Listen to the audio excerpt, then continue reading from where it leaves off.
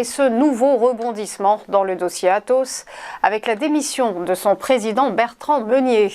Conséquence, la cession des activités d'infogérance du groupe informatique à l'homme d'affaires tchèque Daniel Křetínský est reportée au second semestre de 2024. Arrivé en 2019, Bertrand Meunier était fortement contesté au sein de son conseil d'administration. C'est d'ailleurs l'un de ses membres, Jean-Pierre Mustier, qui va reprendre le flambeau.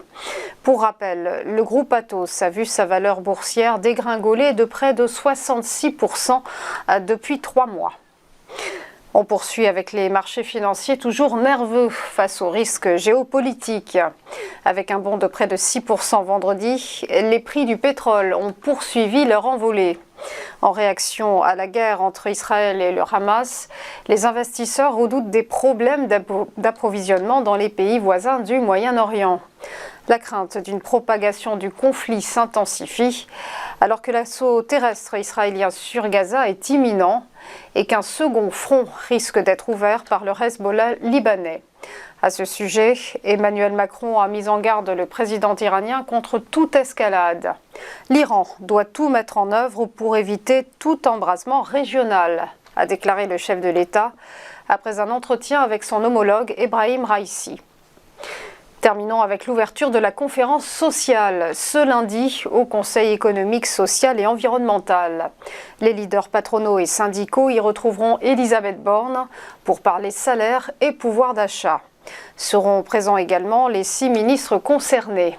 Un rendez-vous sous tension sur fond de divergences concernant plusieurs dossiers. 3 jours après la faible mobilisation des manifestations contre l'austérité, les syndicats souhaitent une indexation des salaires sur l'inflation. Idée pour le moment écartée par le gouvernement. La Première ministre a néanmoins proposé la création d'un haut conseil des rémunérations. On passe au point bourse, le rappel de la clôture des marchés vendredi dernier avec des places européennes dans la tourmente. Un CAC 40 qui a reflué de moins 1,42%. L'indice parisien pointe à 7003 points. À Francfort, le DAX a cédé moins 1,55% à 15 186 points. Perte plus modérée à Londres pour le FTSE, moins 0,59% à 7 599 points. Alors que du côté de Milan, le MIB a reculé de moins 0,9% et à Madrid, l'IBEX s'est replié de moins 1,1%. Du côté de Wall Street, les indices sont terminés en ordre dispersé avec un Dow Jones qui a grappillé plus 0,12%, mais le S&P 500 a rendu moins 0,5% et le Nasdaq Composite s'est délesté de moins 1,23%.